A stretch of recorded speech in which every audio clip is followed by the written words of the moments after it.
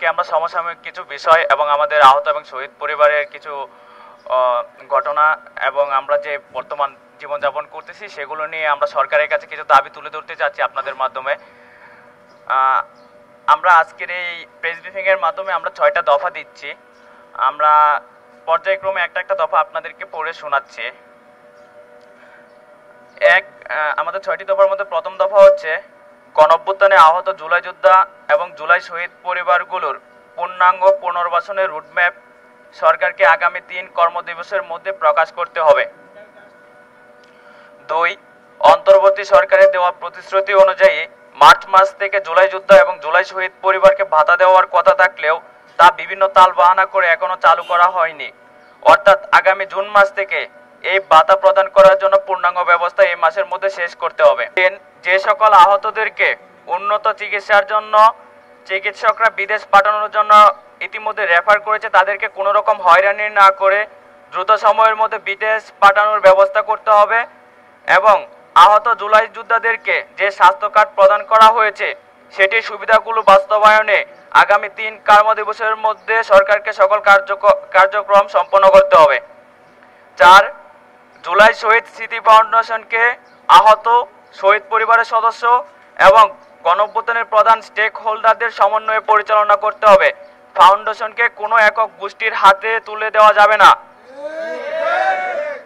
5, যে সকল আওয়ামী দূষর আমাদের রক্তের বিনিময়ে গঠিত সরকারে এখনো বহাল তবিয়তে বসে আছে তাদেরকে আগামী 3 দিনের মধ্যে বাধ্যতামূলক অবসরে পাঠাতে হবে। উল্লেখ্য, কৃষি সচিব এমদাদুল্লাহ, অর্থ সচিব নাজমা মুবারক, পানি সম্পদ মন্ত্রণালয়ের সচিব নাজমুল আহসান সহ সকল আওয়ামী দূষরদেরকে খুঁজে বের করে বাধ্যতামূলক অবসরে পাঠাতে হবে এবং এদের সকলকে আইনের আওতায় আনতে হবে। 6, জুলাই যোদ্ধাদেরকে নিরাপত্তা, মর্যাদা ও রাষ্ট্রীয় স্বীকৃতি নিশ্চিত করতে প্রণীত জুলাই যোদ্ধা সুরক্ষা আইন অবিলম্বে কার্যকর করতে হবে। RICL TMX, যুগের পর যুগ স্থাপনা থাকে মজবুত। বিভিন্ন জায়গায় আমরা দেখতে পাচ্ছি যে আমাদের জুলাই যোদ্ধাদের এবং জুলাই শহীদ পরিবারদের উপর হামলা করছে বিভিন্ন রাজনৈতিক দল, সেই সাথে তাদের সাথে আবার যোগ দিচ্ছে আওয়ামী দূষরগুলো। আমরা ইতিমধ্যে জানতে পেরেছি যে গতকালকে আমাদের চট্টগ্রামে আমাদের এক ভাইয়ের উপর, আমাদের আহত ভাই মাহবুব ভাই, ওনার উপর একটা গোষ্ঠী হামলা চালিয়েছে।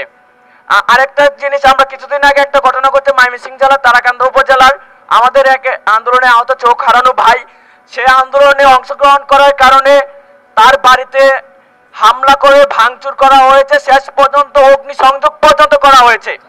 এই যে হেনস্থার শিকার হচ্ছে শহীদ পরিবার এবং আহতগুলো বিভিন্ন তাদের বিরুদ্ধে মামলা করার জন্য, আবার কাউকে মামলা বাণিজ্য করতে না দেওয়ার কারণে এই যে হয়রানি হেনস্থার শিকার হচ্ছে, সেগুলো থেকে যদি আপনারা এই আমাদের রক্তের উপর গঠিত সরকার যদি আমাদেরকে সুরক্ষা না দিতে পারে তাহলে আমি মনে করি এই সরকারের সবচেয়ে বড় ব্যর্থতা হচ্ছে এইটা।